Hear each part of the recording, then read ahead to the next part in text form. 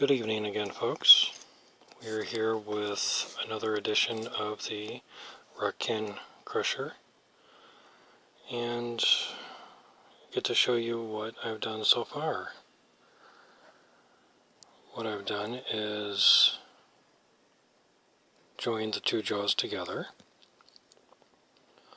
Was able to cut two blue pieces of C-channel, drilled the holes. Sorry, I was mid-thinking, mid-sentence. Drilled holes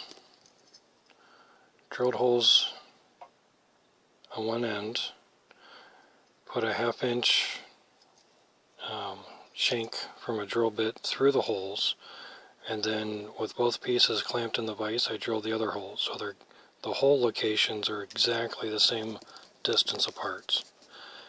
Slightly crucial in this build. So, walk you to the side. You can see how it kind of looks from this angle. And I can walk you over here as well.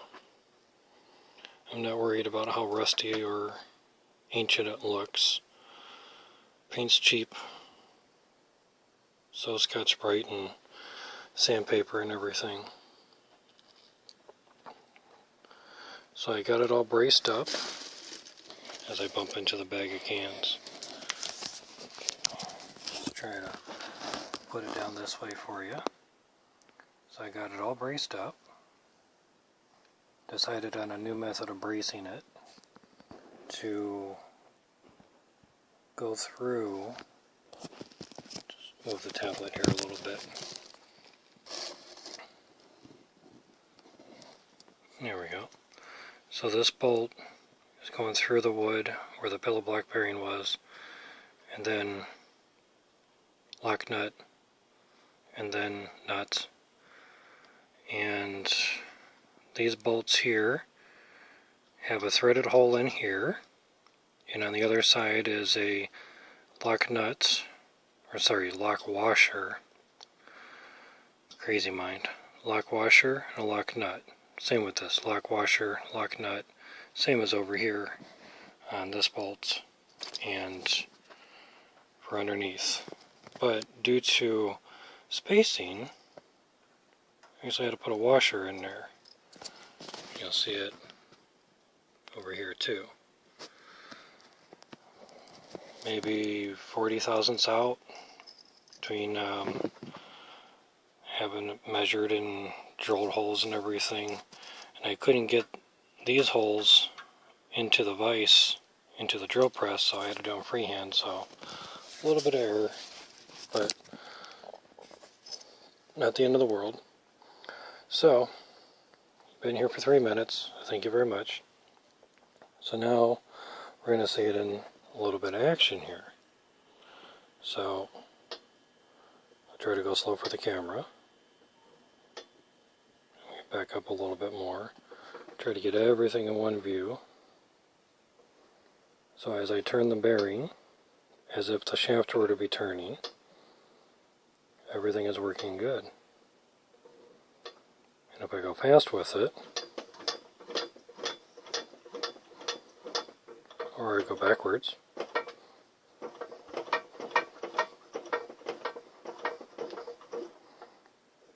this way might work, but I'm assuming forward to come down on the can. And if we were to see it right here, see if I can get it without this bar in the way. Get this tablet set up just right. So with it coming down in a good fashion, this is forward. It should come in and bring the pop can down. The grinding or creaking sound you hear is these new hinges, probably down here, because these bolts were the tightest. So could be that the pillow block bearing isn't totally perpendicular. I did beat it once to get it aligned a little bit. It is self-lining, but by putting a pop can in, here's two that I did. One was from yesterday, and this one was from today. So if I were to put this down in there and sort of show a little bit, I like seeing action.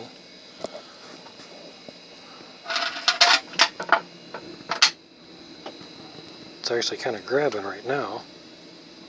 Murphy's Law. So if I push down on it, it's pushing down on here. And then if I lift it back up, so I did go down a little bit more. Let me just try a different handle on this. So I did go down a little bit more, and we'll look at it from down here. So as we can see, it's starting to crush a little bit, and I found an ingenious way to adjust the spacing of this area right here. I moved this jaw basically with these two bars. I moved these two bars via the one bolt on each side. I move the jaw in, this becomes closer.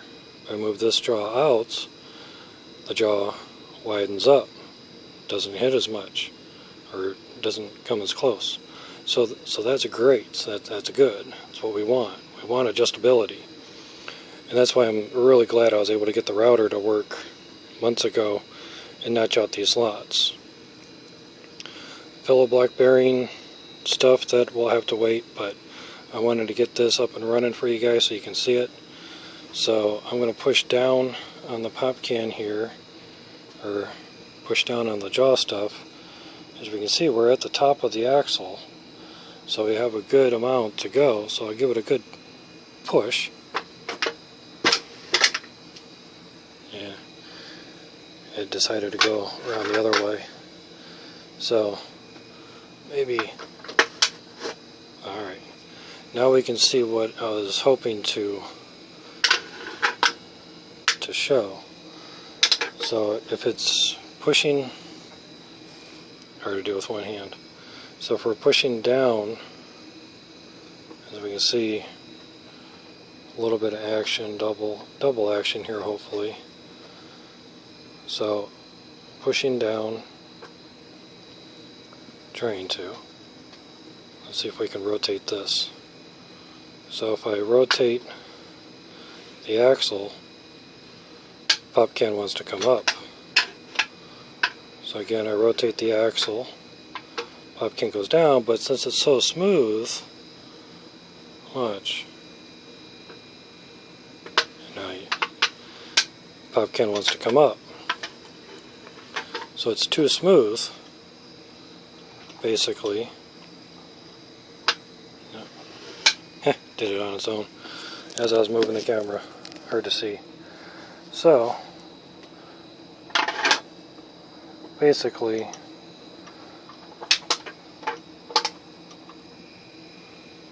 see if we can get it from here.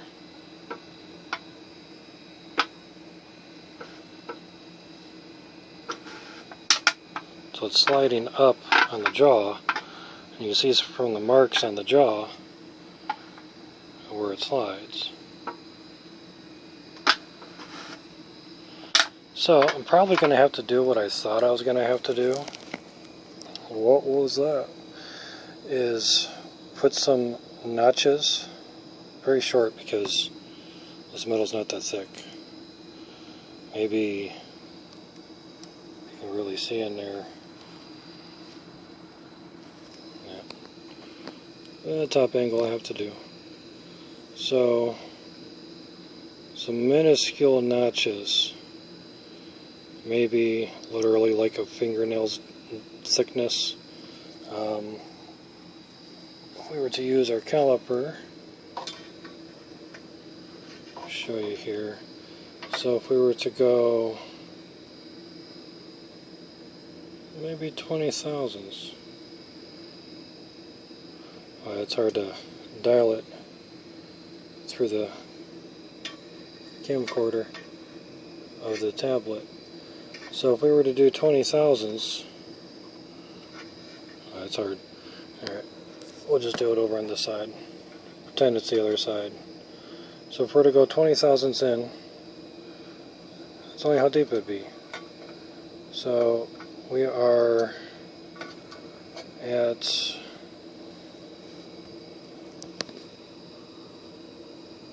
got 100 thou, and we got about 15. So we have 115 to play with.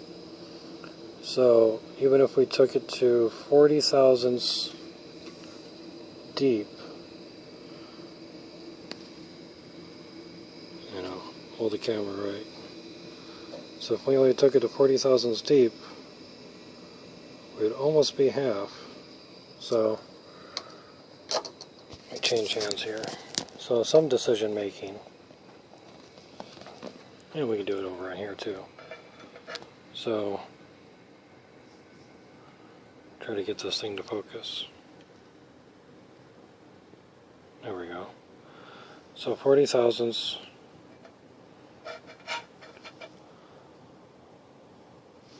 Let me just lock this in. Okay, so I'm just going to scribe a line.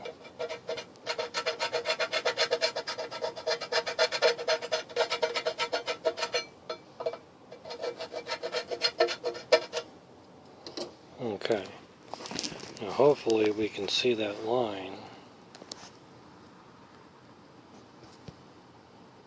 There we go. Touch the screen, do a spot focus. Seems to be working pretty good. So there's the line, 40 thousandths, the thickness of the metal. There we go. Probably about half the thickness of the metal. But the odds are probably good. I could probably put a 20 thou deep serrations on each side, which would actually equal about 40 thousandths, thus leaving both of these still pretty thick. Obvious last thing I don't want to do is make these so weak that they just break right through. But if I make them like, oh, let's see, there's a 1/4 inch. So if I make them, as just to show, 1/4 inch apart, 1/4 inch here, 1/4 inch, 1/4 inch. About every 1/4 inch, I put one of the a little notch in there. Excuse me. So if I put a little notch on there in this manner, have it ground basically like saw teeth, little steps. So that way it'll grab in there and bite. Could use a pencil. So basically, if I were to draw in here, you'd have a straight, then you'd have a part here, then another straight, obviously like a sawtooth. So basically this part would be removed. Just draw some X's on there. That would be removed, and being that they're pointing downward, would be the hope that when this goes like this, that it would catch. But being that they'd be about a 1/4 inch apart, it would be more like this. Exaggerated, of course, people. So every 1/4 inch would be another tooth. So hopefully enough spacing. Could probably even do it every 1/2 inch. Or or I could do it even every inch. So once I put it in there, there's really no going back because I don't have a welder. So every inch would be like that. To every inch there'd be a notch, and just a little bit of a notch. I thought of using sandpaper, but I just think that would not last, and it would, with the pressure, it would scrape and it would break it and peel it, and it would just be a mess. So what I thought originally was to put some saw teeth, some notches on there from the belt sander, hopefully, or use a hacksaw. I really don't want to use a hacksaw, but some type of abrasiveness will hopefully have to be done. Hopefully not. I know it's a hope yes and a hope no. But once I get everything, the pulleys and the motors and everything else, you know, here's a look down at the motor stuff. Still sitting there at the moment. Same with this one. So that's the one I probably have to lengthen the wire on. All that wire that you see, that's all is there going to this switch. And that's sneaking right down through there. So not very long. Anyway, so what's to keep the can from going side to side? Obvious, normal, good question. I have one plate of steel here that I thought of using. So a plate of steel would be like so. Let me get a little better hold on this. So a plate of steel would be mounted in there. That's why I wanted this hole for right here in the corner. Put it right through there. I could also put it through this bolt. Even put it through the bolt hole down there. You know, really secure it, top and bottom. This one would just float because it's got to be a hinge. And nothing bolted on the movable jaw. Self-explanatory. So that could work. I have another plate of metal out in the garage and some real thin sheet metal that I could use too. Yeah, we'll just put it here. So plate of metal is going to go on either side, and that will keep the cans from going side to side. Now, recently just found some clear plastic. It's hard to see, but if the line shines off of it, you can see it.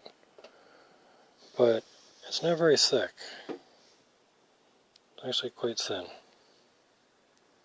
Quite thin.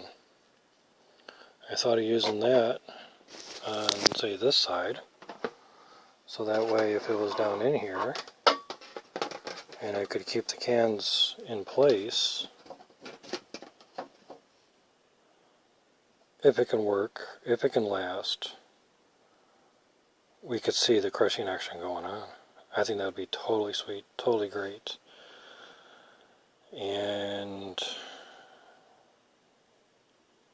it would probably work if I can get it to not collide with the movable jaw and not bind. Just place this down. Not bind with this hinge here. It only needs to be on one side. So hopefully can put some type of, you know, cut it out, drill it out, put a nice washer on there or something to space these two parts apart, but give that enough room to where it's not really touching this or needing to touch it, and this has its own guide to go on versus trying to ride against the plastic, because one little torque and pop it goes, it'll just shatter into pieces. Would not like that, but it would be definitely cool, that is for sure. So to wrap this up, we've been 20 minutes. I screwed the pooch last time saying I would only be 5 minutes, and it ended up being like a 20-minute video. So just to give you a look-see through how everything's looking. So the bottom bolts there, don't have any nuts on them just yet because I just put those blue parts on. I felt if I made everything gray and I said gray part, you wouldn't know what I'm talking about. And we'll take a look down through the top of here so we can see the massive bolt action that's going on. And of course, and again, the blue part right here is that bolt right there. I know my finger's blurry, but the bolts that don't have any nuts on it, because quite frankly that is a pain in the ass to get to, and I really dread putting something on there, but I will try the best I can to put a nut of some sort on the other end of this. I don't want it backing out. Could put some thread locker on there. Sure, that would work good. I've heard of people putting a piece of fishing line through a nut and a bolt, and basically you put the fishing line through the thread and you install the bolt, and it acts like a thread locker. I think it's maybe 2 pieces of real thin fishing line. It's nylon, it's very tough, and it's no different than a nylon lock nut like what this one is. So you can see the nylon in there. Nylon. So that'd be like a bunch of fishing line. So that's what we've got so far. Let me get up here for a nice picturesque photo for the thumbnail. Here we go, nice and steady. Alrighty. You guys have a good night. It is now 10:35. Got done a bit early tonight and just had to show you guys the progress. Until next time, bye-bye.